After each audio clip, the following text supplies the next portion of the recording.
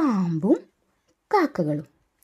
ഒരിടത്തൊരിടത്ത് ഒരു ആൽമരത്തിനു മുകളിൽ 2 കാക്കകൾ താമസിച്ചിരുന്നു. ഒരു പാർപ്പിടം തേടി നടന്നിരുന്ന പാമ്പ് അവരുടെ മരത്തിനടിയിൽ ഒരു മാളത്തിൽ അഭയം തേടി. അയൽക്കാരനായി വന്നത് പാമ്പാണെന്നറിഞ്ഞ് കാക്കകൾ വളരെ വിഷമിച്ചു.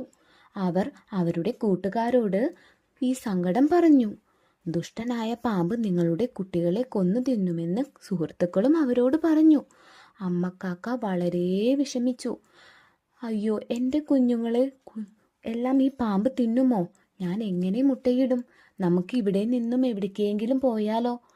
അപ്പോൾ ആൺകാക്ക പറഞ്ഞു, ഇവിടെ നിന്ന് നമ്മൾ പോകേണ്ട, അവനെ നമ്മൾക്ക് എങ്ങനെയെങ്കിലും ഇവിടെ നിന്ന് ഓടിക്കാം. അമ്മക്കാക്ക 3 മുട്ടകൾ ഇടുകയും അതിൽ നിന്ന് കുഞ്ഞുങ്ങൾ വിരിയുകയും ചെയ്തു.